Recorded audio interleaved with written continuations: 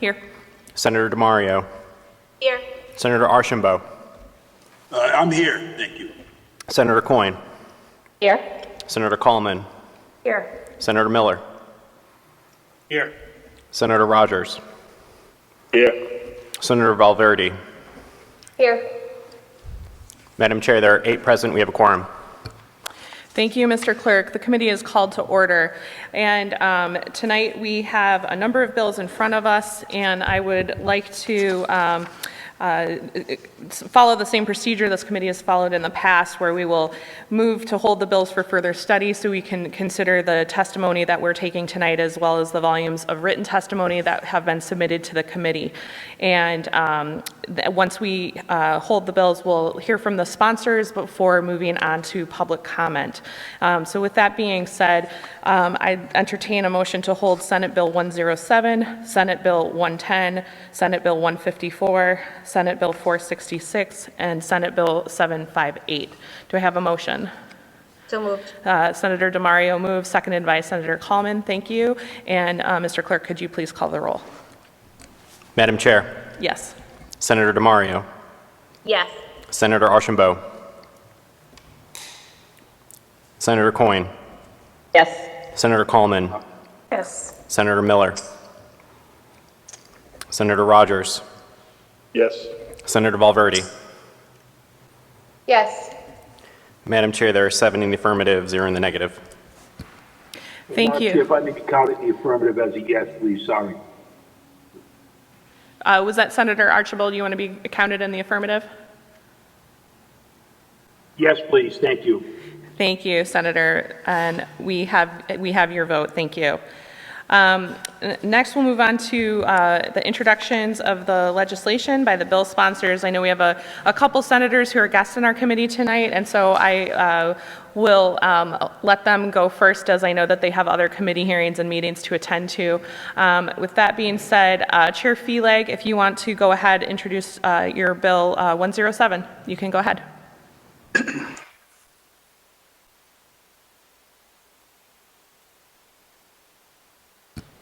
Chair Feelag, I believe you're muted still.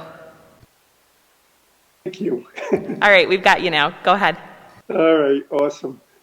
I forgot what I said. I got to start all over again now. Thank you very much for this opportunity to speak on this legislation before the committee. I was a member of the Environment Committee for a number of years when I was first elected, and it's a lot of different issues that you run into, but this is a particularly new issue that's cropping up in a number of states, and a number of states like California, Colorado, but more importantly, neighboring states like Connecticut and Massachusetts, New Hampshire, and Vermont have passed legislation on this piece of thing called PFAS, which is chemicals. And the highlight of my piece of legislation is on groundwater, drinking water, and surface water. This is a human-made chemical that's been in industry and consumer products since the 1950s. And what I'd like to do is that it can potentially be harmful to humans. And so with the human threat of cancer or the threat of behavioral and learning problems in infants and children, what I'd like us to do is to establish a 3-pronged approach where we have Rhode Island Department of Health with the water resources provide some drinking water standards of this PFAS to ensure that it's not at a high level in our drinking water. Number 2 is to provide some standards with DEM, who is in charge of the groundwater and surface water, and provide some standards at a certain date as far as the legislation is concerned, and also with DEM in terms of landfills. And also to add PFAS to the definition of hazardous substances under the Industrial Property and Remedial Act category of state statute. So that's it in a nutshell. We have more experts in terms of the types of standards that they're looking for that will be speaking on this legislation for. So thank you for your opportunity. Thank you, Chair. Are there any questions from the committee for Chair Feelag? Right, I don't see any. Thank you, Chair. Appreciate your testimony. Thank you. Thank you. And like you mentioned, I have to go to another meeting, so thank you. And I believe we also have Senator Seveny with us, who has Senate Bill 110. And Senator, if you want to go ahead and introduce your legislation. Thanks, Madam Chair. Members of the committee, thanks for having me. This is the companion bill to the water side of the PFAS issue, and it relates to food packaging materials. It's primarily found in the kinds of materials that hold greasy or oily foods. I mean, the PFAS, it's the same chemical, it's the same concerns, it's toxic, it's persistent. Even if you compost these food containers that have this stuff in it, it gets into the ground, then it gets into the water, lasts a long time. Much of industry has already figured this out and stopped using this stuff, but it's still out there. It is still being used. There are several states that have already passed legislation to prohibit, ban the use of this stuff anymore. New York, Maine, I think Vermont just did it. I think as early as last week. So it's just one more public safety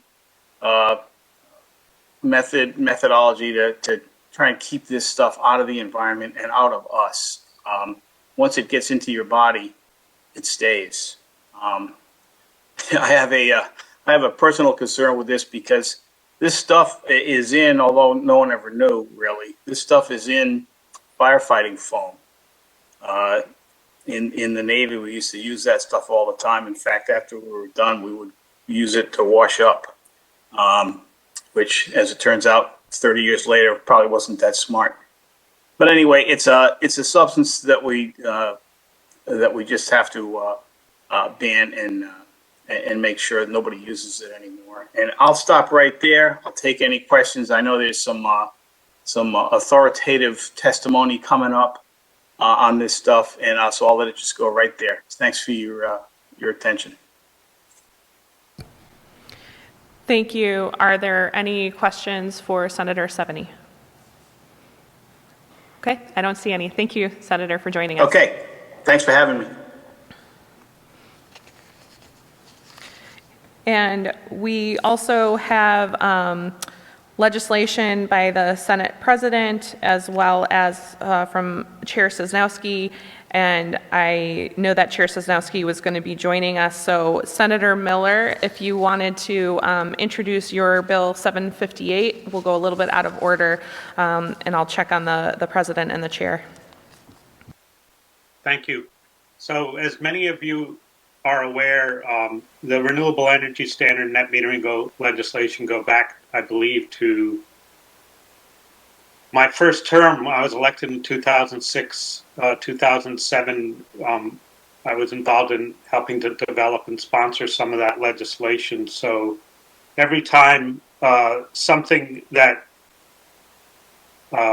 affects or proposes to alter those goals or those required levels interests me. So last year, when then Governor Raimondo signed an executive order with a lot of flair to set goals of 100% renewables in the energy sector for 2030, it immediately got my attention. And everybody, especially legislators, understand the difference between setting goals without any legislative requirement and actually requiring it based on legislation and altering the renewable energy standard. So that's exactly what this legislation does, is instead of creating goals in executive order, it creates requirements in legislation to go 100% renewable in the energy sector by 2031. And when the governor put these goals together in executive order, it was based on that it was a realistic goal based on proposed or approved projects. And so it was not an unreasonable goal to create. And going fast forward to this week, when Governor McKee made a commitment on some of our wind to help resolve the issues between the wind developers and the fishermen, even accelerates that to an even more realistic goal. And so I think we're within our ability in Rhode Island, probably uniquely and quicker than states in the region or the nation, to meet that goal because of the amount of both wind and solar projects either being proposed or approved that we could access to meet a required goal rather than a recommended goal. And therefore, I put together this legislation last year. This is actually the second year on it. That's what I have. Thank you, Chair Miller. Senator Rogers has a question. Go ahead, Senator Rogers. Thank you, Chair. How you doing, Senator Miller? Good. We talk about basically what we're saying here is we're being forced. It's not just a goal, but I'm confused on. You're saying we have the capability of meeting it, but if we don't meet it, required comes along with required to meet something comes along with punishment for not meeting it. And that's what scares me with some of these climate bills that are coming down the pike. There'll be one on tonight that is, in my opinion, punishable to taxpayers. So how, if we don't meet the requirement that we're setting, where's the enforcement part of this? What's the sledgehammer that it's going to be used, or possible sledgehammers that may be used to meet it? Do we reduce the electricity usage on one end to compensate for not meeting the renewable energies on the other end, or how do we enforce forcing it on the other end? It doesn't really change our enforcement.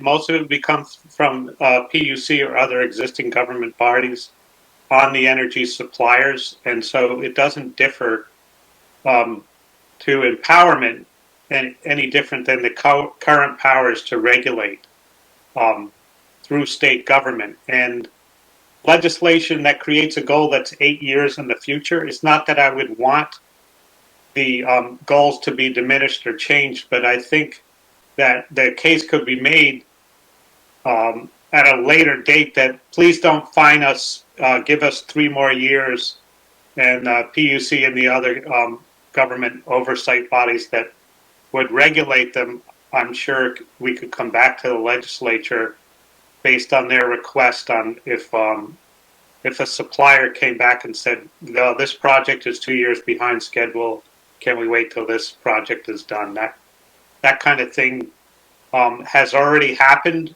in certain sectors, and I believe it could continue to happen. It's just better than recommendations rather than requirements, what this legislation allows. Okay, so Senator Rogers, did you have a follow-up question? yeah, please, because as this moves down, I understand how it gets to a point. So the point is that the PUC can set fines for energy producers not meeting the goals of the energy sources that's we're required to meet our carbon output. And what will happen is, I mean, I'm just thinking this through, that if those fines are enforced, fines, you find the businesses that's creating electricity, the way they cover their fines is they turn around and drop that fine into our electric bills. So we get, the person at the end that's receiving the product is the receiver, say me at my house here with my lights on, seeing my bill go up. So it trickles through. So at the end of the day, it's not the electric company feeling, National Grid or whoever it is, the gas company. It's not them feeling the pain. It gets dumped on the consumer and the small businesses. And at the same time, we're hitting them with a sledgehammer that, again, like I see, we've already passed and we're looking at tonight here. So those are my concerns. I'm all for green energy, but it's not going to work. I don't see it working because it punishes the people that shouldn't be punished the most. So that's all I have to add. Well, currently under the powers of the PUC and others is built in where you have a permanent profit margin protected for the suppliers, whether it be National Grid or the company that just bought them, or the wind developers or the solar. They all have a protected, I think it's, if I'm not mistaken, it's around 6%. They have a 6% protected profit, and they often allow or disallow them to not have an increase that they don't want to invest in infrastructure, but the PUC says they must, and they must do it not at a level that affects consumers. They could do this the same with the fine. They're required to have that 6% profit return. That the fines could be required to come out of that profit return. That is guaranteed rather than moved on, rather than to have an impact on ratepayers. Thank you, Chair Miller. Senator Rogers, if this could be the last question, and then I know you and Chair Miller could discuss at length. Go ahead, Senator. Thank you. I just like to get this stuff out in the open where everybody can see. I'm glad that the electric companies and the gas companies have protection on their profits. But we all know when as a business owner myself, there's many ways we can adjust our books to cover certain things, which they will. At the end of the day, their profits are protected, but the ratepayer, a homeowner, the small businessman, their profits are not protected by still. In reality, there's no way that they're not going to feel the pain for this on those fines that are levied, and it will, my opinion, will trickle down. And that's just a statement. I've seen it. Businesses are in money to make money, not lose money. They have I can't afford the CPAs to do my books that they can. I'm sure my CPA that I pay isn't as knowledgeable as the ones that they have to find loopholes. And at the end of the day, I really don't think they're going to hurt as much as the ratepayer on the far end. That's all I had. Thank you. Yeah. Thank you, Senator Rogers. And Chair Miller, I want to, I know that this could be a very lengthy discussion, and I do want to be able to respect Chair Sosnowski's on, and she also has to get back to her other committee tonight. So if it's okay if we can hold this discussion and let Chair Sosnowski introduce her legislation. Thank you. Thank you. Chair Sosnowski, welcome back to the committee. If you want to go ahead, I believe you have Senate Bill 154. I do. Thank you, Madam Chair, and I'm sure Senator Rogers will have plenty to discuss on this one at length too. So anyway, I'm glad that he's so attentive. But thank you for allowing me to explain this, and I do have to get back to the Labor Committee. This act would establish a fee on companies that sell fossil fuels in Rhode Island, paid at the point of sale within the state for consumption or distribution within the state. The act would also establish an economic and climate resilience fund to disperse the collected funds. The funds would be dispersed through dividends to all residents and businesses in the state, as well as allocated to climate resilience, renewable energy, energy efficiency, and climate adaptation programs that benefit Rhode Islanders, including low-income residents and small businesses. This act would take effect upon the enactment of a fee of at least $5 per metric ton of carbon by the legislatures of at least 3 states, Rhode Island, Massachusetts, and 1 or more additional states in the regional greenhouse gas initiative called RGGI. A little bit of history on the bill. Senator Calkin introduced the bill in 2018 and have made quite a few changes to the bill since Senator Calkin introduced it. 2019, I had introduced it, and 2020 as well, but obviously we didn't have any hearing because of the COVID shutdown. But the changes were made to the bill due to concerns from witnesses who testified in 2019, and also some suggestions from the ACLU and the NAACP to make some changes as well, to make amendments to the bill that how this climate change impacts low-income communities and communities of color and other vulnerable residents of Rhode Island. So we added that as well. And a small group of environmentalists thought that carbon fees might not work, but based on economic studies, carbon fees are effective when they are tied to a carbon emissions cap. So I amended the language this year so the carbon fee is used in conjunction with RGGI, the Rhode Island Greenhouse Gas Initiative. And this will make the carbon pricing a cost-effective and efficient market-based way to achieve significant carbon emission reductions. I won't go into an awful lot of details, but this bill is a work in progress. Again, as I had said, it wouldn't be implemented unless other states sign on. But I've done a lot of research on this, read a lot about it, and carbon dividends are consistent with the fact that the environment and clean air belong to everyone equally. And that way, people will receive dividends back, and then it's really a dividend bill. I know that sounds kind of confusing, but it is a key tool. Carbon pricing is a key tool in climate policy as long as it's tied to emission targets, and carbon pricing creates incentives for cost-effective emission reductions in the short term and cost-reducing innovations for the long term. And carbon dividends are attractive because they can protect incomes for many people while ensuring public support for effective climate policy. And I'd be more than happy to answer any questions and details of the bill, and I would be available anytime, Madam Chair, and members of the committee, if they want to discuss any particular components of the bill. I believe there are some folks signed up to testify in favor and in opposition as well. And again, thank you very much for the opportunity to speak on this bill. Thank you, Chair. And yes, Senator Rogers, go ahead. Thank you, Chair. And I do apologize. I don't even know where to start with this bill.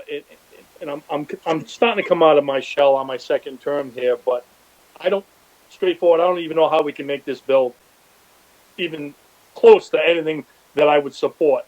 To my opinion, this is the sledgehammer that hurts small businesses, that hurts the state, and hurts our growth coming from the bottom out of the hole that we're in. We're burying ourselves, and this is part of the reason. And maybe I was taught differently. Again, I personally think this bill needs a lot of work, and I can't even start to begin where to start with it. But again, there are issues with this that I cannot back, and I don't understand what it's going to fix. I think in many people's minds it is going to fix something, but I think it's going to hurt a lot more than it might possibly fix. I'm not a climate denier, but I'd love to have the discussion while that boulder's in my hayfield again with anybody. Again, sorry to be the bad guy in the barrel here, but that's all I'm going to say about this, because I could go on and on and on, and I'd have discussions with anybody they want later on. So thanks. Thank you, Senator Rogers. Chair Sosnowski, did you want to follow up? Well, I think there's a lot of folks that feel that way, but there's also a lot of folks that feel that carbon fees are a dividend program is the way to go, because you're paying people for conserving. And, I guess there are some people that philosophically don't go along with the 2015 Paris Agreement as well. And that goal is holding the global mean temperature to 1.5 degrees to 2 degrees Celsius above pre-industrial levels. So, and some folks don't agree with that. I do. I think that's a goal that we should be working towards. And, you know, all of our United States laws, environmental laws, are really based on safety. And safety is the legal basis for United States climate policy as well. And United States Clean Air Act directs the US EPA to set air quality standards for the protection of public health and welfare while allowing an adequate margin of safety. So I think there will always be philosophical differences. But again, if you agree with the 2015 Paris Agreement goal, I think carbon pricing is the way to go. And some people will never agree with that. Thank you, Chair. And Senator Rogers. I'd be remiss if I didn't add part of the bill that, in my opinion, I think has took a turn for the worse. And it's a little bit different from the climate carbon tax issue. This bill has morphed into a redistribution by economic by class. So the way I'm reading the bill, to try and help it get it across the finish line, I'm thinking it was written in there, is now two people may be able to buy the same amount of fuel, but because one isn't as rich as the other and is in a different economic class, we're gonna take some of the money we took and we're gonna shove it over there into their neighborhood. But they can pollute just as bad as the other guy. So this bill, in my opinion, I had to say it has gotten even worse than it started off with that the redistribution of wealth by class written into it by now. And I didn't want to say it before, but it isn't just the climate thing with this bill now. Now it's gone beyond that, and I just wanted to bring that up. So there's multi-facets in this bill that, again, I didn't know where to start, but I just wanted to bring that point up now that I have it out there. Thanks. Thank you, Senator. And Chair, did you want to follow up? I know. Yes, I would say that this bill is carbon dividends are consistent with the fact that the environment and clean air belong to everyone equally, and that's what this does. It distributes. Everyone should be able to enjoy clean air, and I just think that's my belief, and that's what this bill is based on. And this bill creates the incentives for cost-effective emission reductions in the short term and cost-reducing innovations for the long term. It's the way to approach this. And I don't want to monopolize your evening, Madam Chair, but I truly believe in this, and obviously there's some folks that don't. Thank you, Chair. And I'm sure that Senator Rogers would welcome a continued discussion, but we really appreciate your time. And I know that you've spent a lot of time working on this legislation to get it to the point where it is today, and I appreciate your testimony. Thank you very much, Madam Chair. And I'll head back to labor now. all right, thank you so much. Okay, thank you.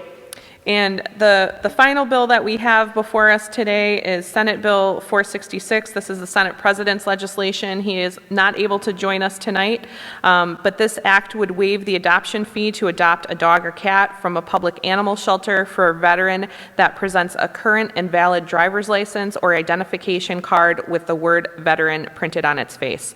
It's a pretty short and simple bill. I'd be happy to endeavor to answer any questions from the committee if there are any. Go ahead, Senator Rogers. It's a good bill. I like it. Thank you, Senator. And with that, I think we are ready to move to public testimony. And we'll start with the testimony from Senate Bill 107. I think we're going to take the public testimony, just so the committee is prepared. I'm going to take the public testimony in the order in which the bills appear on the agenda. So for anyone who's watching and waiting for their time to be called, and as well as for the committee members. I believe that we should be joined by James Crowley from the Conservation Law Foundation. And James, if you want to go ahead, introduce yourself to the committee, let us know if you're testifying on multiple bills, you can testify on them together, and you can go ahead. Great. Thank you, Chair Oyer and members of the committee, and thank you to Senators Felag and Seveny and the other sponsors for introducing this legislation. My name is James Crowley, and I'm an attorney at Conservation Law Foundation, and I'm here to speak in support of both of the PFAS bills, but I'm going to focus my testimony on the PFAS in drinking water bill. Conservation Law Foundation is a nonprofit environmental advocacy organization that works to protect the environment and public health throughout New England, and that includes working to protect against dangerous emerging contaminants like PFAS. We've been working in all 6 New England states to set standards for PFAS in drinking water. I've submitted written testimony, and I just want to highlight a few important points. PFAS are a class of chemicals that have been used in consumer products in the U.S. since the 1960s.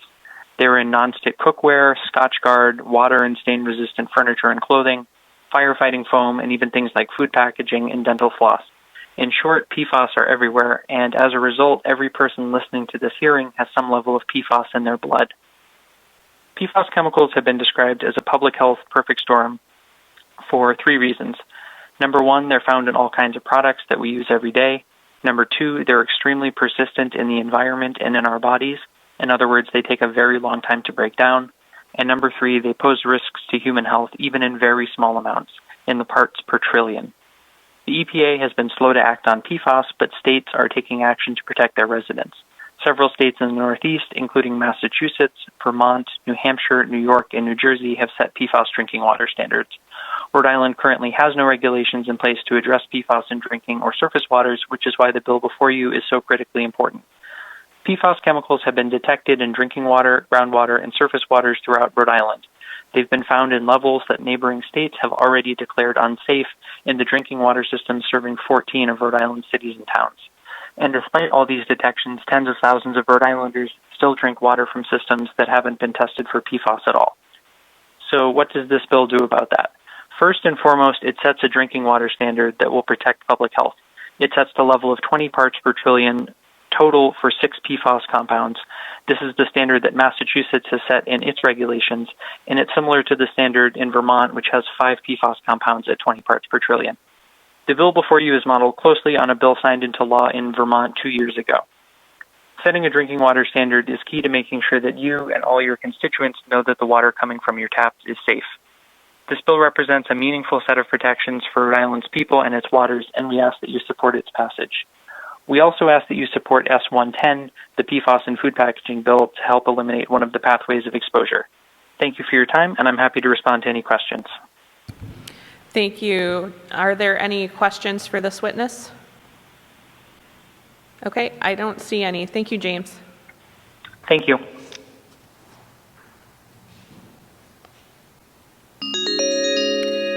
And we should now be joined by Michelle Bowden from Clean Water Action. And Michelle, I believe you're testifying on more than one piece of legislation. So if you can introduce yourself to the committee, let us know what bills you're testifying on, and you can go ahead with your testimony. Great.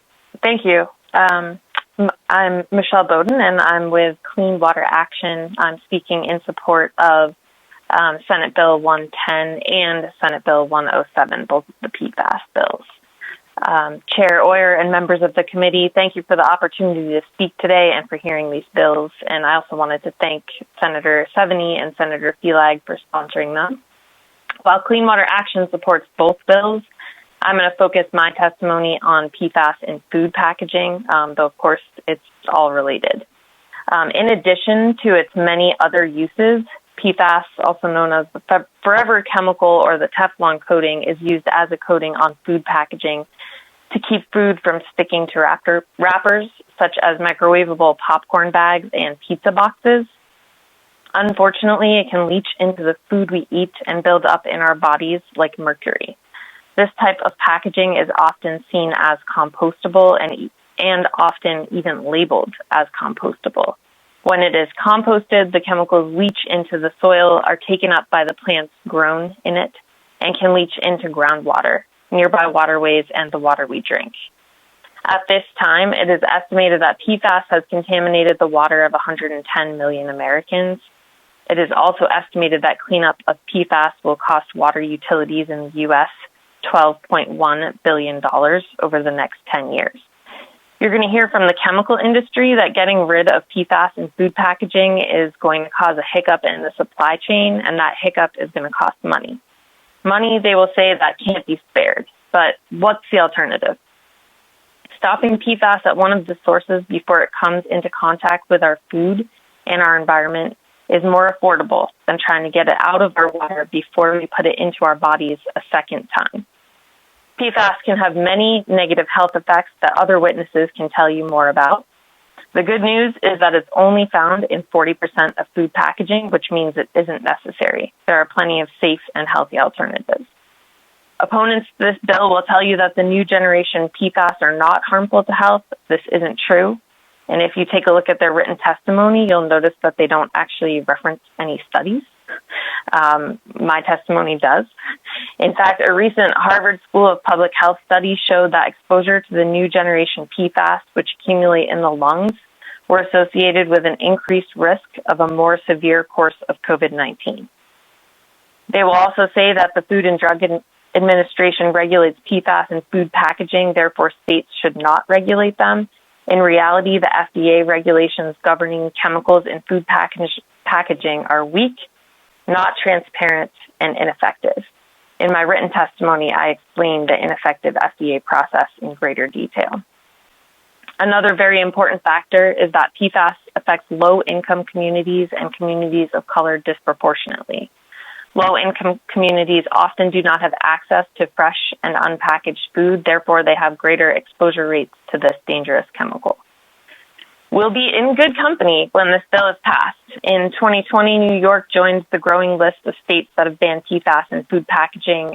Senator Seveny mentioned that just yesterday, the Vermont legislature voted to pass a similar bill, and a week ago, California Assembly did the same thing.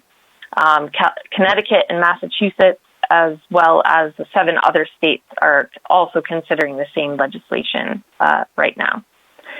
Some companies like Whole Foods and Trader Joe's have committed to removing packaging with PFAS from their stores, and McDonald's just announced plans to get rid of PFAS in its food packaging by 2025. Actions by these large companies are helpful, but we need you to help the smaller companies that don't want to serve their food in toxic packaging, but have no control over their supply chain. They can't tell whether or not they are serving PFAS, so we need you to help them out. Finally, we know that PFAS is already in the water that we drink, so we support SB 107 to regulate it in drinking ground and surface waters.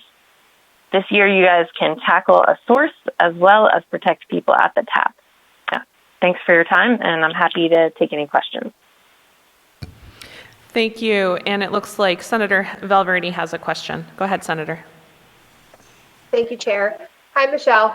I'm just wondering if you could, is there any way for the public to find out kind of which food packaging has PFAS in it? No, I wish I wish that there was a way, and I think you're going to hear from Mike Bradley, who is a composter in Providence, that he can't tell the difference either, and he's an expert on food packaging. Yeah, it's really unfortunate that you can't tell the difference, and a lot of times people think it's green packaging. It looks like it's more environmentally friendly. So it's a real problem. Thank you. Thank you. Are there any other questions for this witness? I don't see any. Thank you so much, Michelle. Thank you.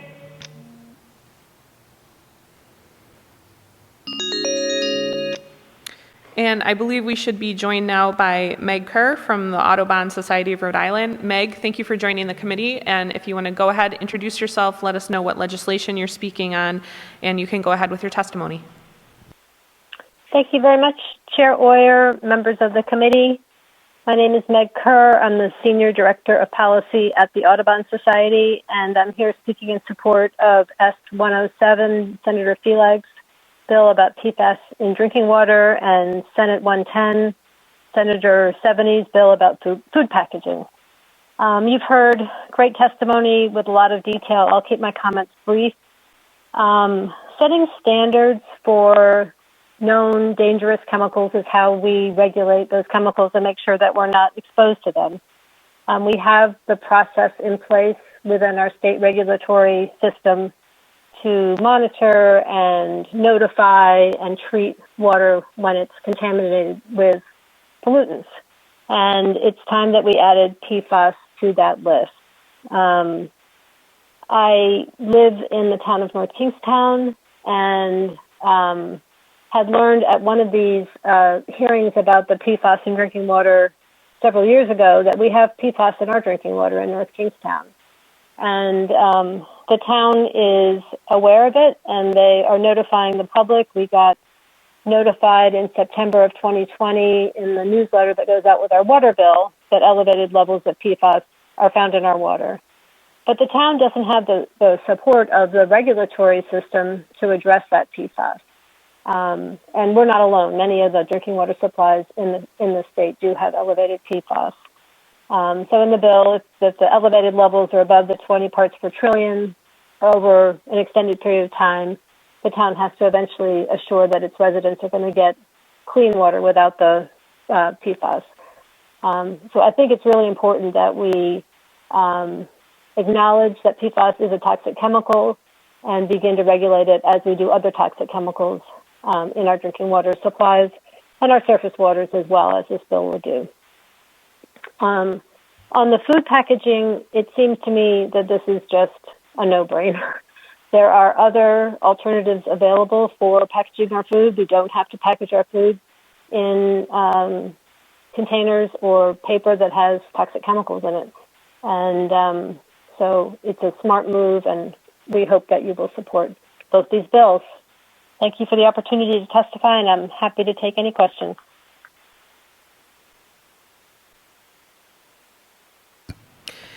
Thank you, Meg. And Senator Valverde, go ahead. Thank you, Chair. Hi, Meg.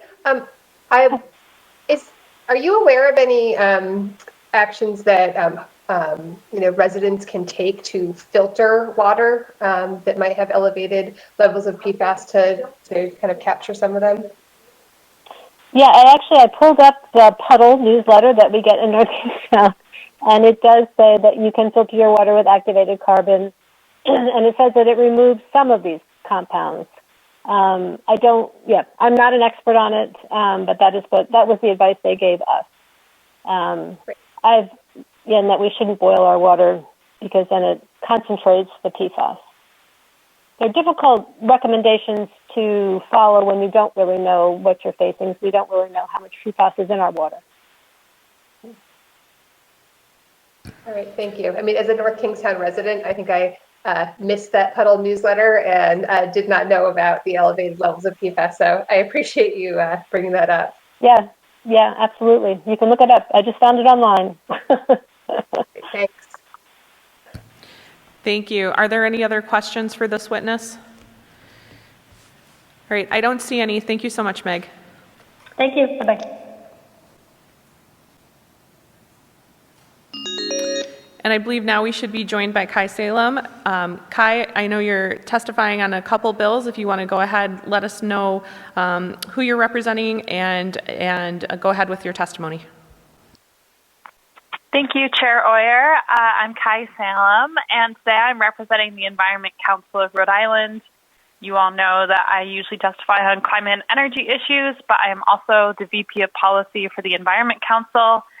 And we are strongly supporting S-107 and S-110, the two PFAS regulation bills before us. Earlier this week, the Environment Council of Rhode Island, which represents over 60 environmental organizations in the state, as well as individual members, and works towards the protection of Rhode Island's natural resources and public health, we collectively selected PFAS regulation as one of our top 3 legislative priorities for the remainder of this legislative session. And that makes a lot of sense because water is so important to our public health, and PFAS is perhaps the most ubiquitous and most scary, the most threatening toxic in our water today. We haven't seen enough leadership at the federal level in the U.S. Or from our Rhode Island state government on preventing PFAS in our bodies as well as our ecosystems. And for that reason, Environment Council of Rhode Island is making this a legislative priority and strongly encourages the committee to pass these bills. Thank you, Kai. Are there any questions for this witness from the committee? I don't see any. Thank you so much, Kai, for joining us. Thank you.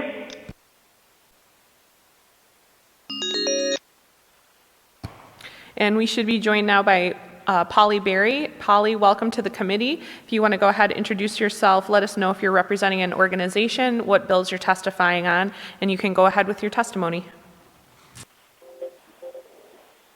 Good afternoon, Chair and members of the Senate Committee on Environment and Agriculture. My name is Polly Berry, and I'm from Warwick. You have my written testimony, but I'd like to use my 2 minutes to give you a sense of why I feel strongly about the passage of this bill. I'm a recently retired nurse and have worked mostly in home and community health. As a nurse, I've been asked questions or advice from patients, neighbors, family members. This isn't unusual, as nurses have for many years been ranked the most trusted profession by the U.S. Gallup poll. Many of the questions relate to how can they protect their health and the health of their families. Often these questions couldn't be answered because we didn't know certain chemicals were in our ground, our water, and were persistent, and we didn't know, and our patients didn't know, to avoid them. This is then we turn to you, our legislators, as you have the ability to pass legislation that would prohibit one of these chemicals, PFAS, in food packaging. It's been done when we phased out and prohibited BPA, flame retardants in furniture, Agent Orange, and other chemicals toxic to humans and ecosystems. You can do this now, or we can continue to have our families and your constituents exposed to PFAS. I'd like to also share that I recently received a notice from our water department that states that I have PFAS in my water here in Warwick, so I also support Senate Bill 107. Thank you very much for giving me this time this afternoon. Thank you so much. Are there any questions from the committee for this witness? Okay, I don't see any. Thank you so much, Polly, for sharing your testimony with us tonight.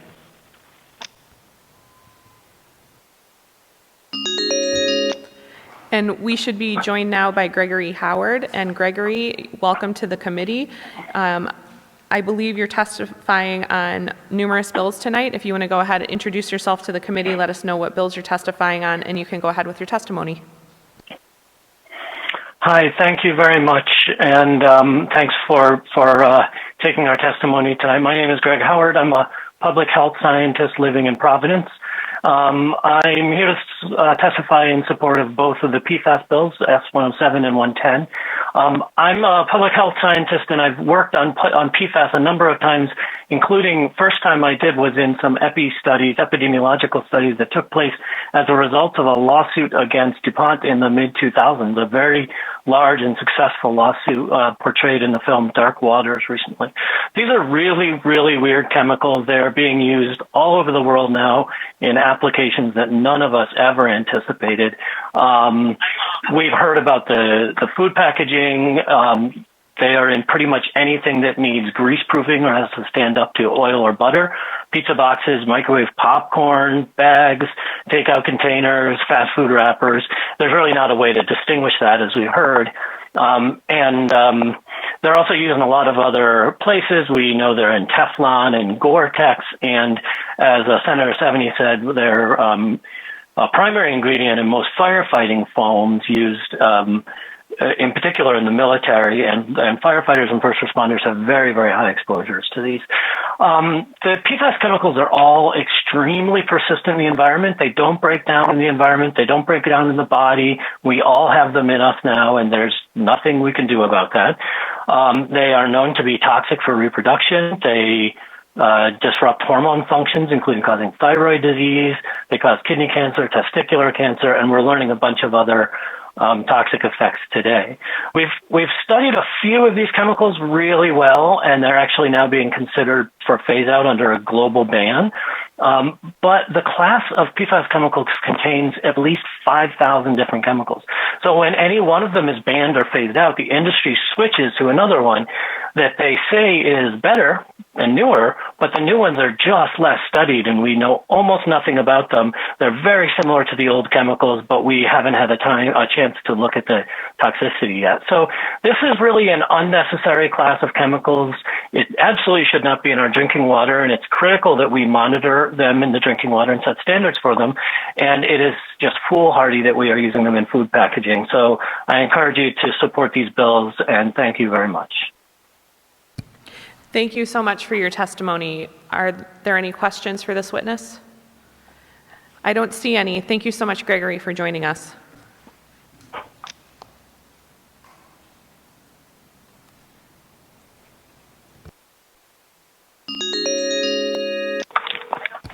I believe now we should be joined by Michael Bradley. Michael, if you want to go ahead.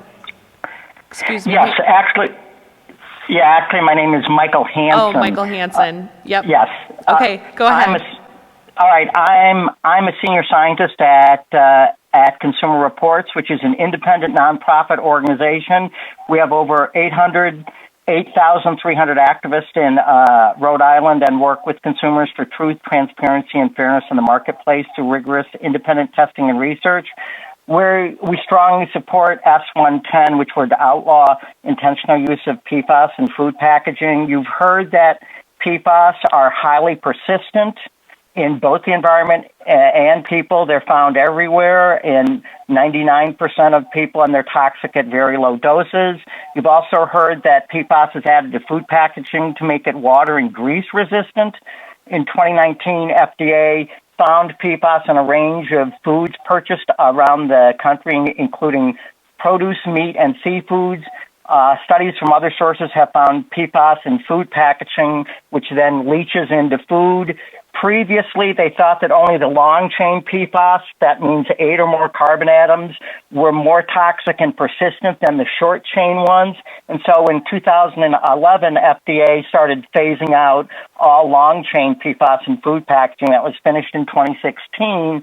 And then just last year in 2020, FDA studies found that one of these short-chained PFAS, that means there's 7 or fewer carbon atoms, was just as persistent in a rodent study. And then draft EPA toxicity study of another short-chain PFAS, these are the replacement ones that are supposedly safer, this Gen X, was almost as toxic as PFOA. So it looks like the short-chain ones are not less persistent or less toxic.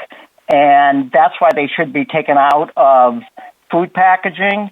And there are alternatives. Many of the major chains and retailers have already said they will not use PFAS in food packaging. In fact, Wendy's just last week said that they will get rid of them by the end of 2021.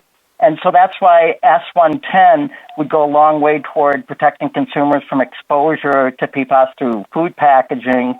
And there's already a bill passed in New York, Maine, and Washington that have banned PFAS, and you've heard that bills are moving through the states in Connecticut and Vermont and also California. So we strongly support this bill because we do think there are alternatives, and these are very toxic substances which should not be in our food.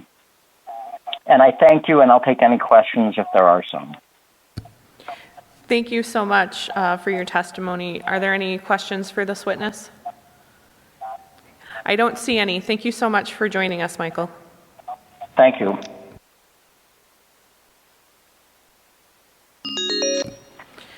Now we should be joined by Michael Bradley. And Michael, if you want to go ahead and introduce yourself to the committee and let us know what bills you're testifying on, and you can go ahead with your testimony. Thank you very much, Senators. My name is Michael Bradley, and I'm here to testify in support for Bill Senate 107 and 110. In particular, I'll speak to the bill on relating to food packaging. I am a resident of Providence, and I operate a community compost depot at Fry Gardens, and I compost food scraps and also compostable items that members of our program drop off. It would be really helpful if we had a single standard for these types of food packaging that this bill would impact, which we're talking about compressed fiber packaging, and usually these are molded plates and bowls that have become ubiquitous in takeout. Without clear guidelines and limitations for chemicals in these packagings, there's a real risk to both the composting industry and the products that are created, and it creates a confusion for proper disposal of packaging that does contain PFAS currently.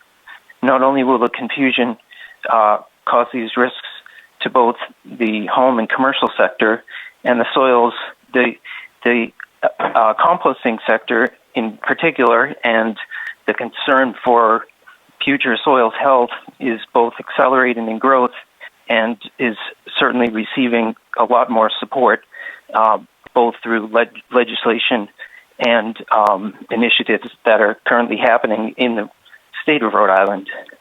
The time is now to resolve the confusion in the market and the real risk to the environment that we see.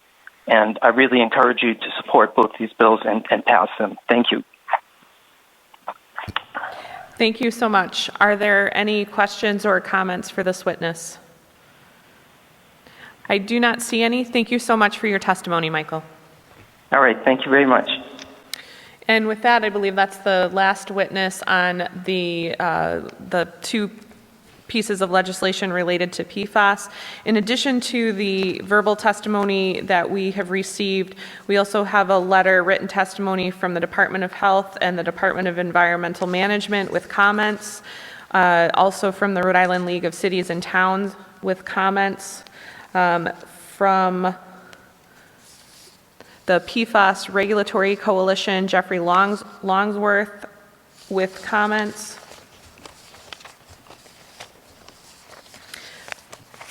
from the American Chemistry Council,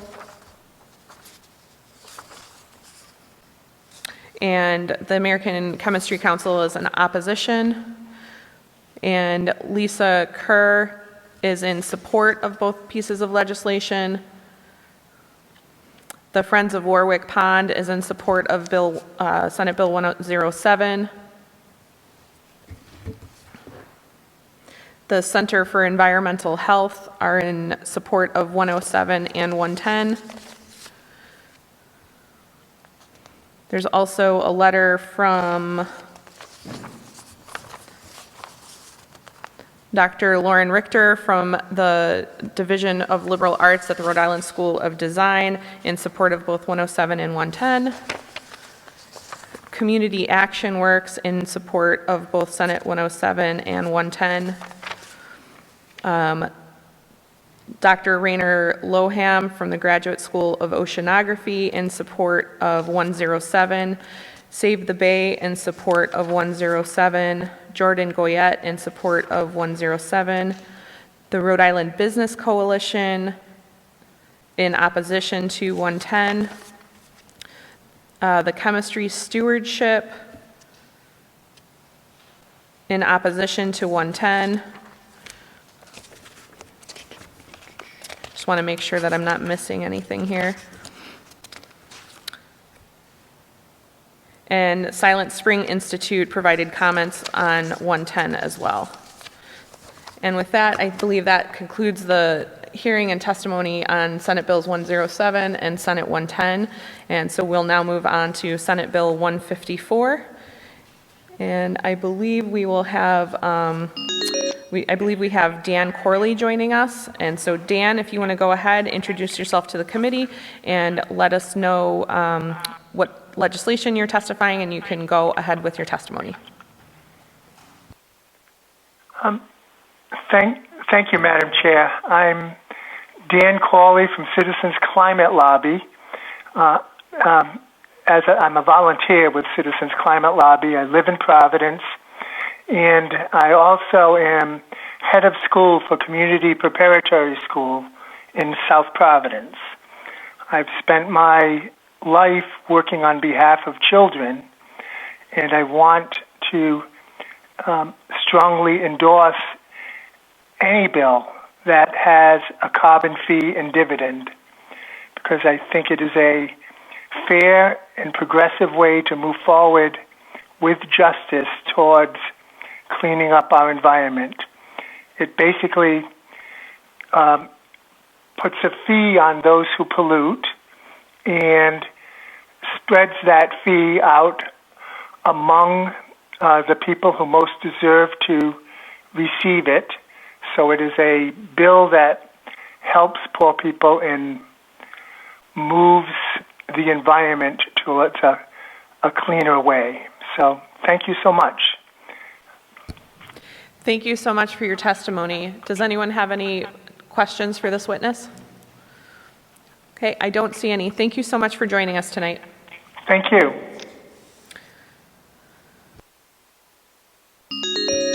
And I believe we should be joined by Ken Filarski.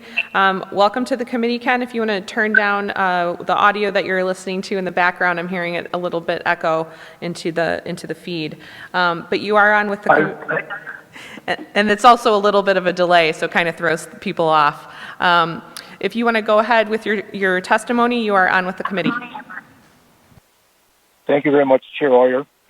I'm very proud to be here testifying before the committee in favor of S-154, and I'm certainly proud of Chair Sosnowski, the chief sponsor, along with Senators Cohen, Miller, Majority Leader McCaffrey, Gallo, Valverde, yourself, Chair Oyer, and Senator DePalma, who co-sponsored the bill.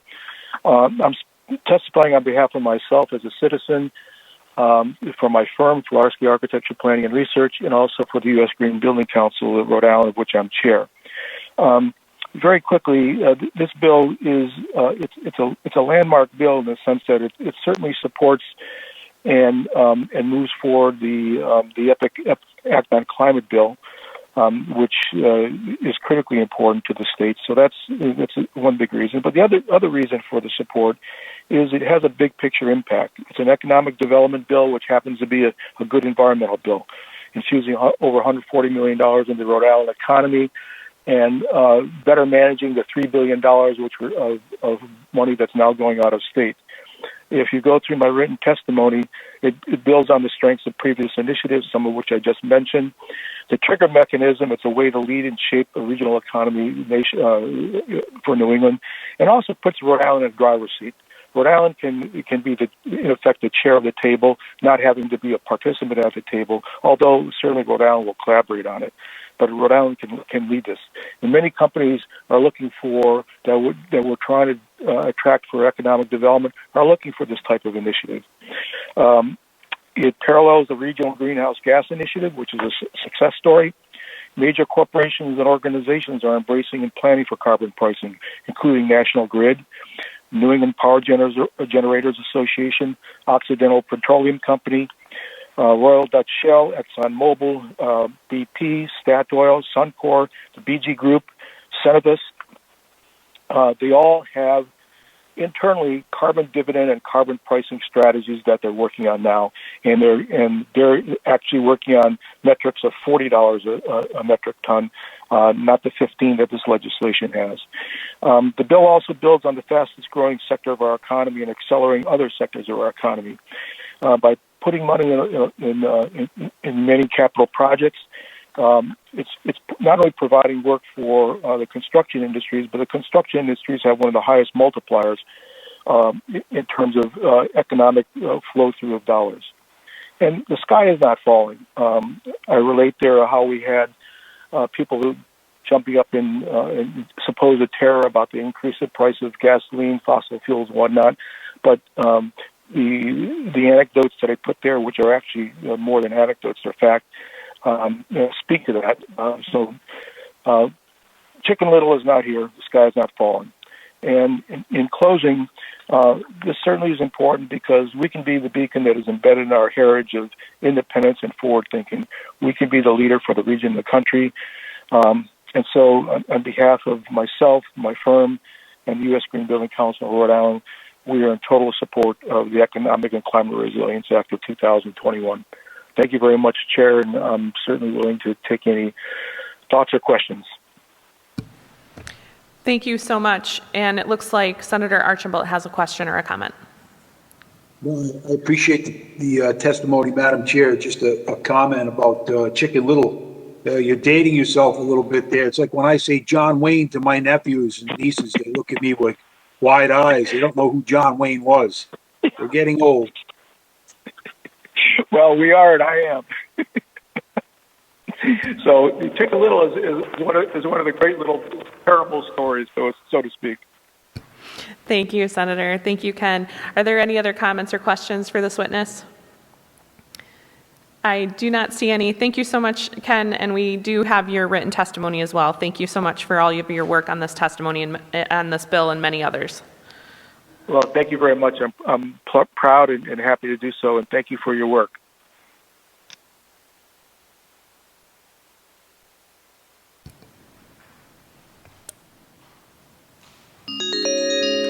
And we should be joined now by Amanda Babson. Amanda, you are on with the committee. If you want to go ahead and introduce yourself to the committee, and you can go ahead with your testimony. Hi, thank you all so much. I'm Amanda Babson. I live in Narragansett. I am testifying in support of S-154, the Economic and Climate Resilience Act of 2021. I'm an oceanographer, and I work in the field of climate adaptation, but I'm testifying in my personal capacity tonight. I'm excited that Rhode Island is ready to act on climate with the implementation of Act on Climate Bill, and I think the best way to achieve those targets is through carbon pricing, such as through this Economic and Climate Resilience Act. Well, in some ways, Rhode Island's at the forefront of adapting to sea level rise and storm impacts. We have not fully understood the long-term differences to our state between the high emissions pathway we are currently on and the one if we take significant action. Taking significant action, such as through what carbon pricing will enable, will reduce emissions to help us protect many of the places that we most care about. By pricing carbon emissions, this act will put Rhode Island in the path that we need to be on if we want to do our part so the level of sea level rise is something that we are able to adapt to. Even if we invest in adaptation on scale many times more than we're currently doing, only so much is possible. We can buy ourselves some time, but ultimately change will pass thresholds we cannot adapt to. In coastal communities such as Narragansett, where I live, we have so much infrastructure and many homes that will no longer be functional at higher sea level. We need to begin planning for retreat, and that is an expensive, disturbing prospect. We depend on beaches for our enjoyment, for our tourist economy, and for wildlife habitat. Now is the time to change the energy policy that we have to choose what we can let go of over the next couple decades. We wish that the leaders a couple decades ago had made smarter energy policy when the problem was more manageable, but now is always the best time. We need to make the policy and economic decisions to reduce greenhouse gas emissions, to change incentives away from fossil fuels that damage our communities. By changing economic incentives towards clean energy, this bill would put Rhode Island on track to do our part to reduce emissions.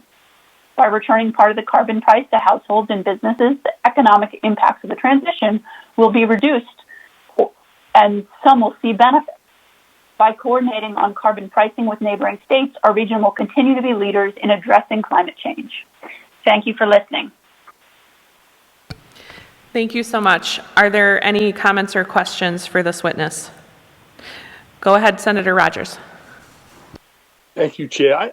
I keep hearing how a carbon tax on fuel is going to reduce emissions. I mean, when the gas goes up 10 or 15 cents, I don't drive less. When it went up to $4, I really didn't drive less. So I'm curious how adding a tax, and we're tying this to reducing emissions, is going to affect emissions. I mean, I'm going to heat my house just like I heated it the last 20 years. I'm going to do everything I have. It's just going to cost me more. I don't see where the relation is, how it's going to reduce emissions. I think I just can't make the leap there. So as I understand it, we've done studies for the state of Rhode Island, and there's been other ones nationally, and we've seen how other countries, such as Canada, that have had carbon pricing, what it does is it changes the economic incentives so that the options such as energy efficiency or alternative renewable energy becomes more competitive. And so that the innovators out there, and this is why it's great for Rhode Island, if we're one of the early changes to the system, then that innovation comes to Rhode Island.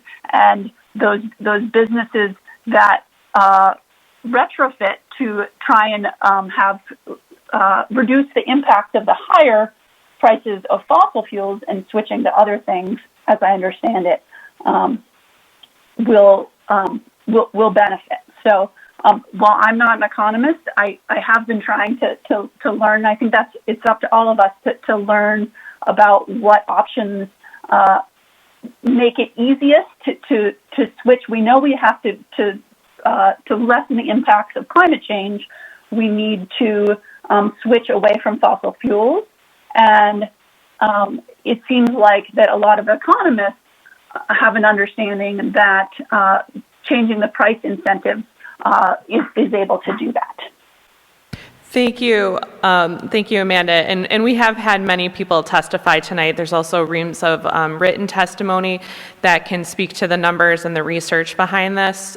So I see Senator Rogers, that you do have a follow-up question, and I know that we have other members of the public to testify who are, not the economists or the bill sponsors. So I would just ask that if, you have questions for the members of the public, that, be mindful that they're not presenting as subject matter experts.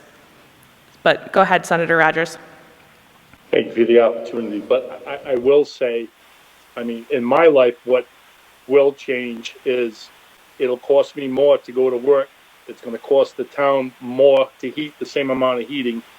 But I will say the only way I personally see that I may affect less carbon is less money in my bank account to get on a plane to go on vacation because I can't afford it, because the taxes, I'm being taxed so much. So, yeah, I may not take that vacation because I can't afford it, and that may contribute to less carbon. And that's, I don't see, again, that's all I'm going to say. Thank you, Senator. Are there any other questions or comments for this witness? Senator Miller, Chair Miller, go ahead. Yeah, I just, there's a part of this debate on both 154 and my bill that I think needs to be updated a little bit. We're talking about supply and demand and incentivizing supply and demand. And both consumers and the fossil fuel industry should update their discussion around this to the competitive pricing that we're now seeing on whether it be hydro, solar, or wind, and how they're now competitive. And that's why it's not only because of we're finally incentivizing wind, solar, and hydro, like for decades, at least a century, fossil fuels have been subsidized. We're now finally subsidizing wind, solar, and hydro. And the supply and demand may actually end up, and everybody's only predicting, as Senator Rogers is predicting, that this is going to add a cost to those who are using traditional or fossil fuel supplies, where it potentially may not. And a lot of the research, and therefore a lot of the legislation that you see, the Minor, Sosnowski's, or others, is is adding this other component to further incentivize it, because we finally believe that it will not make energy more expensive, but it will level energy, and it will actually create less of a demand for fossils. Therefore, it will not be an expense to consumers, because the renewables are going to become less expensive at the same time that fossils become less expensive, because there's less of demand for them because they're less expensive. And at the same time, we're doing repair because of the fees in such bills like Senator Sosnowski's. Thank you, Chair Miller. And Senator Rogers, I do see that you have your hand up again, but I did want to check with any of the committee to see if they had any comments to direct to the witness that we have on the phone before we continue the dialogue between the committee members. Senator Rogers, is this directed towards the witness, or can we let Amanda go? Well, yes, you can let her go. This was just directed to my colleague, Mr. All Miller. right. Thank you so much for your testimony tonight, Amanda. And we do have the next witness on hold, but I do, Senator Rogers, if you want to go ahead with your comment and your feedback. Yeah, it's an interesting point he brought up. So, again, I see we're taking the sledgehammer to the businessman and the guy driving to work every day. He brought up an interesting point on subsidy. Now we're subsidizing green energy, which is making it competitive with fossil fuels. Well, maybe the option should be, instead of sledgehammering the businessman and the guy trying to work every day, is shift the subsidies, if green energy is the answer, away from fossil fuel industry to subsidize the green energy, instead of somewhat ignoring that because we're paying their subsidies. Now we're going to get more subsidies. The answer to make them competitive is take more subsidies from the taxpayer and subsidize this. It's almost along the same lines as we can't get anybody to work right now, but we're going to pay them to go back to work because we're paying them too much not to work. So that's where we need to get to the same solution, but we have different ideas on probably how to get there. So that's all I wanted to add to that. Thank you, Senator Rogers. There any other committee members that want to weigh in at this point? We have probably about 5 or 6 members of the public left to testify tonight, just to give everyone a sense as to where we are. All right, I think we'll take our next public witness.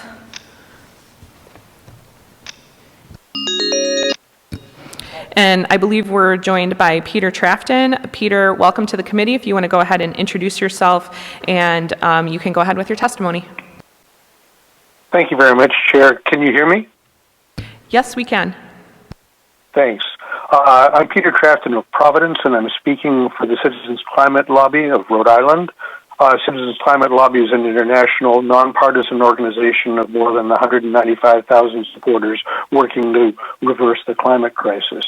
I want to thank Chair Sosnowski and her co-sponsors and everyone over the years who've worked on crafting this bill to the state that it is in now. And I'd like to thank the committee, Chair Oyer and her members, for listening to my testimony. Our climate is truly in crisis. It's already harming Rhode Islanders. The science is conclusive. The cause is the unprecedented greenhouse gas levels in the atmosphere, and the remedy is we must reduce them by stopping emitting so much. Our opportunity is time limited. We've got to start now to make progress in this, or face dire consequences. The people know that a fee on carbon will help, and in the majority support this in polls that have been done. Economists, experts on how our economy works, almost universally agree that a carbon fee with a dividend for the people is an essential part of the bundle of measures needed to reduce our carbon emissions to net zero. We've done our Rhode Island carbon price study. It will reduce carbon emissions. It's not enough by itself, but it's an important part of that bundle, and it will not wreck our economy. And a lot of that will be fixed by the dividends that will be the result of having a fee on carbon. The dividends will be used to protect those most likely to be harmed by increased energy costs and the impacts of climate change as well. These are poor folks and disadvantaged minorities, BIPOCs, and also smaller businesses, because raising the price of carbon is going to affect people's lives economically, and this can be mitigated to a large extent by making sure that the people who have less resources have better coverage in terms of the distribution of the dividends. The incentives for making the necessary transition from green energy from fossil fuels are also a role for these dividends. They can be used to help train workers and help pay them for living wages so they can make the transition possible for us. This plan will be a necessary part of our work to meet the recently passed Act on Climate, and I want to thank you all for your support of this measure. Thank you so much. Are there any questions or comments for this witness? I don't see any. Thank you so much for joining us. Thank you, Chair.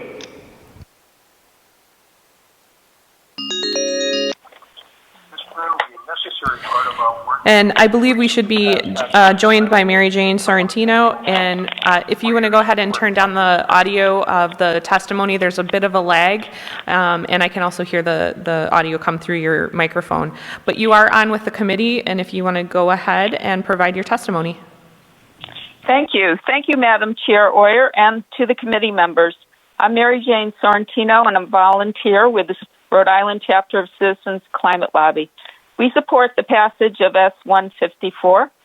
Our chapter advocates for including the health and social costs of the price tag of damaging fossil fuel products. Otherwise, there's little incentive in the marketplace to decarbonize the economy. If we want less climate damage, we need to consume less fossil fuels.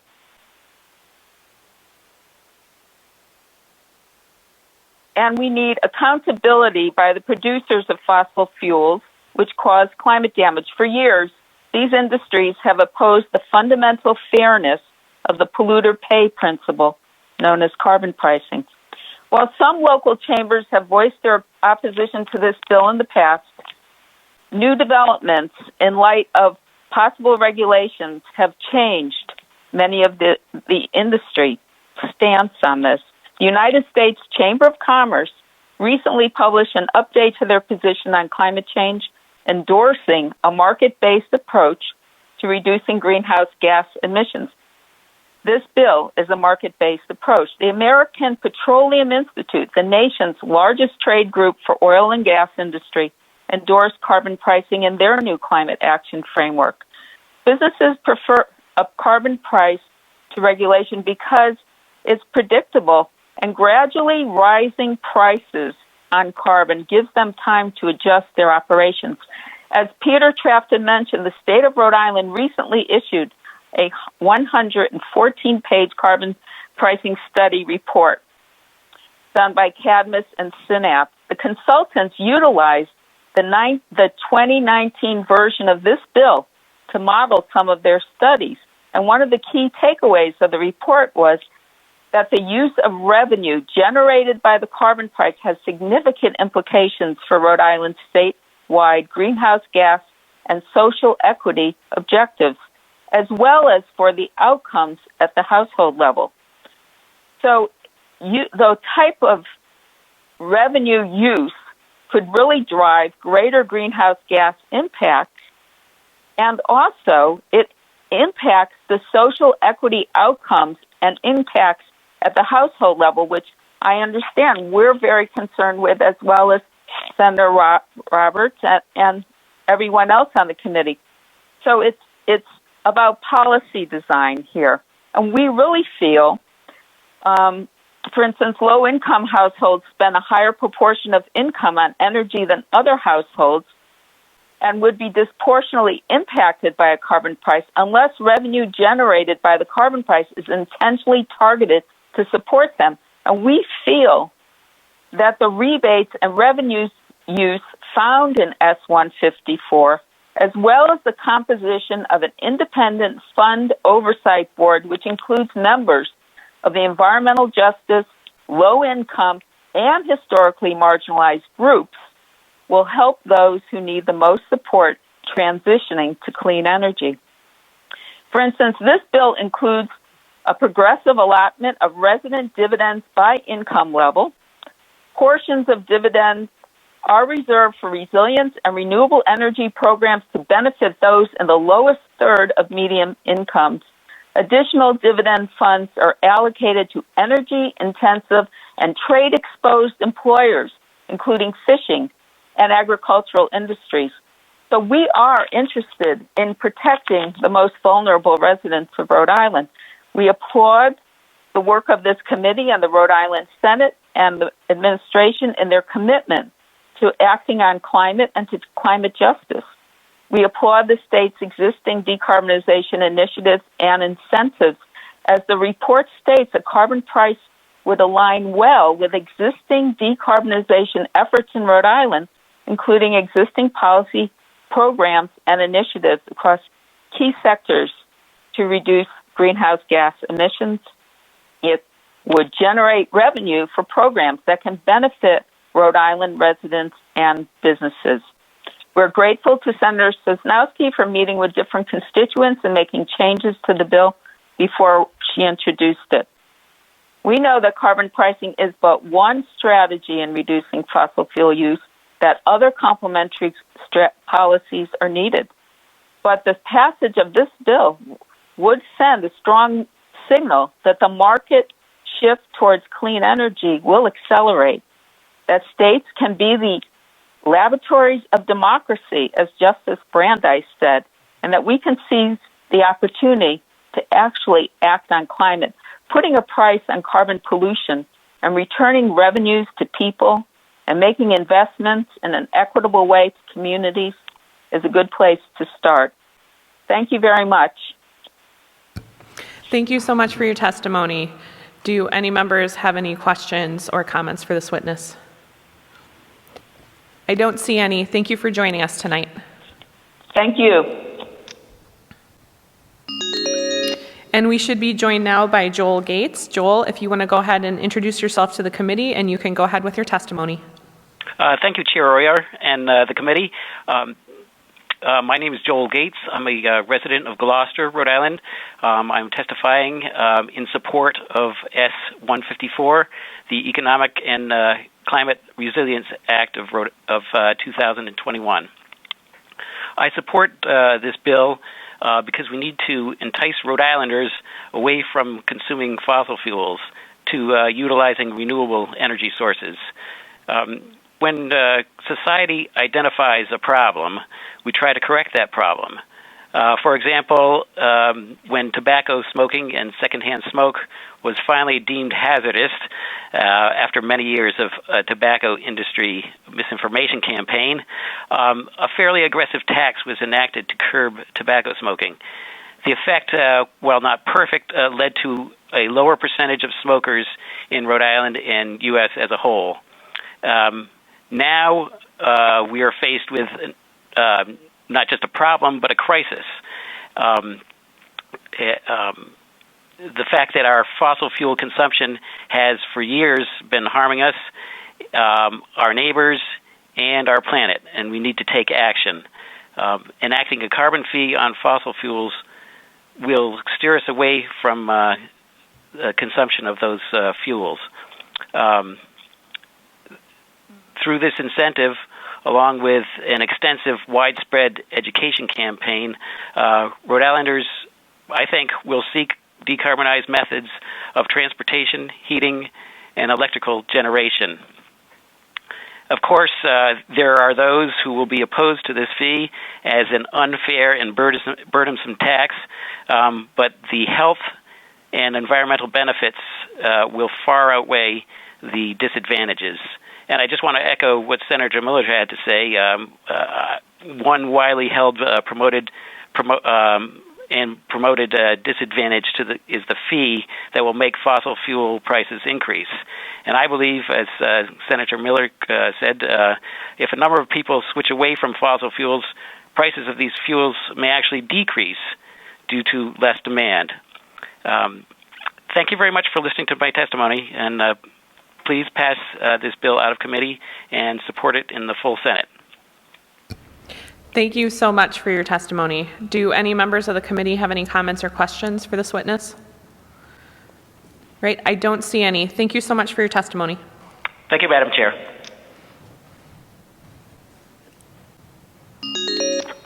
And I believe we should be joined by Angel Lopez. Angel, if you want to go ahead and introduce yourself to the committee, and you can go ahead with your testimony. Hi, thank you, Chairwoman and members of the board. My name is Angel Lopez. I attest that my biometric information is not for sale. I am here before you today as a non-official advocate for my neighborhood in Silver Lake and the rest of Providence. I am in opposition to Senate Bill 0154, the Economic and Climate Resiliency Act of 2021. I want to remind everyone listening that the Act on Climate Bill that was recently approved by the General Assembly omitted the carbon pricing implications that the original Act on Climate bills were introduced with. Simply put, I oppose Senate Bill 0154 because I believe economic resilience is not achieved through economic disaster. I submitted written testimony, and I just want to, mention and highlight some points about my testimony. And I want to point out I didn't see the link on the agenda, and I hope that gets posted. There were important bills today, and I also support the PFAS in water, removing PFAS out of water and out of food packaging. So quickly to summarize, I did some research about the numbers. So there's about 11 million of metric tons of carbon emitted in Rhode Island. So right off the bat, if this bill is passed, $15 will generate $165 million of revenue. So what does that mean for the residents? The lowest 1/3 of earners are going to get $22 per quarter, and I ran these numbers simply by assuming 40 million of revenue per quarter, which would add up to 160 million instead of 165. So the lowest third of earners are going to get, $7.55 each month based on 40 million of revenue collected. That is not enough for, the implications going on economically in families, in households around Providence County, not just Providence, but the entire Providence County, which was known previously as the Greater Providence area, which makes up over 50% of the households in the state, which at $11.50 an hour, if a person works 40 hours a week, is still well below the median income of the city, which is around $48,000. So we're looking at a big impact. A huge number of folks, those severely impacted by climate change and COVID, are only going to receive $7.55, which is not enough for the increase in price of everything going up over the course of a month and month to month. It's meaningless. This also puts small business owners at risk. If we translate, 40 million of revenue per quarter in terms of the bill as it is written, I just want to run through some numbers here, what it means for FTE. Basically, it's $6 rounding, so $6 per full-time employee. The biggest employers in the state, the top 10, make up about 45,000 jobs out of, the shy under 500,000 jobs that exist in the state. So if you're a company that has 10,000 FTE or employees, full-time employees, you get a dividend a month of $59,967. And let's drill that down to a company that has 500 employees. You get $2,998 a month, which would leave the mom and pop shops with just, $6, $12, or $18. Most of them just have 1 or 2 employees. I've talked to many around Providence myself, especially within the last 6 months. This is not going to help small businesses. This is a horrible bill, financially speaking. I don't think it promotes economic development or resilience. I agree with a solution that was brought up today that simply said, why don't we shift subsidies instead of putting a tax on everybody at the end of the day? So please look into alternatives. Please reject the carbon tax. It is not, an answer for the climate crisis. And that is all I want to share today. I just want to encourage everyone to read the testimonies. There were important bills. The ones that need to pass. The PFAS ones, and bills like this one need to be stopped and invested into researching it, because I don't see anything good coming from it. Thank you. Does anybody have any questions? Thank you for your testimony. Do any members have any questions or comments for this witness? I do not see any, but we are in receipt of your written testimony, so thank you for passing that along, and thank you for your time tonight. Thank you. And I believe that is the last witness for Senate Bill 154. We do have a handful of written testimony as well. The Rhode Island Business Coalition opposes the legislation, as does the Northern Rhode Island Chamber of Commerce. The Public Utilities Commission provided comments. The New England Convenience Store and Energy Marketers Association provided comments. Energy Marketers Association of Rhode Island opposes. Caitlin Moretti, Assistant Professor of Emergency Medicine at Brown University, supports. Barbara Watts of Kingston supports. And Paul and Susan Hewling supports. Dana Goodman also wrote in support, as did Jordan Goyette. We do not have any verbal testimony on Senate Bill 466, but we did receive a letter from the Warwick Animal Shelter who raised concerns. And with that, I believe we have one final member of the public to testify on Senate Bill 758.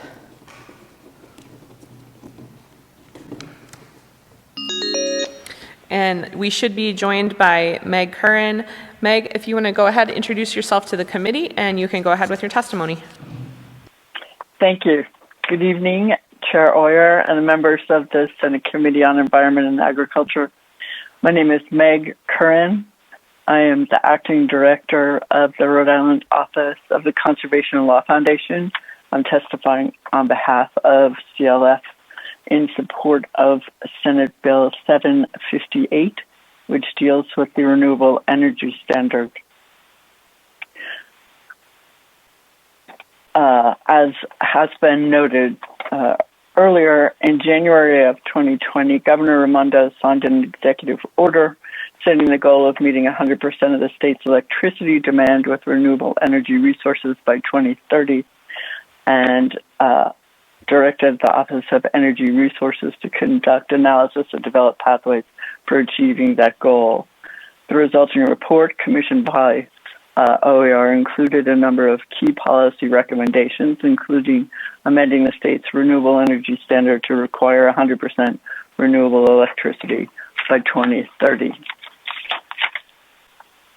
Neither the executive order nor the resulting report were enforceable or required the state to act on that. This bill will ensure that Rhode Island achieves the goal set out. It updates Rhode Island General Laws 3926-4 to require Rhode Island's electricity providers to obtain 100% of the electricity that they sell to Rhode Island consumers from renewable energy resources by 2030. If Rhode Island is to meet its greenhouse gas emission reduction targets, tackling emissions from the electricity sector are critical.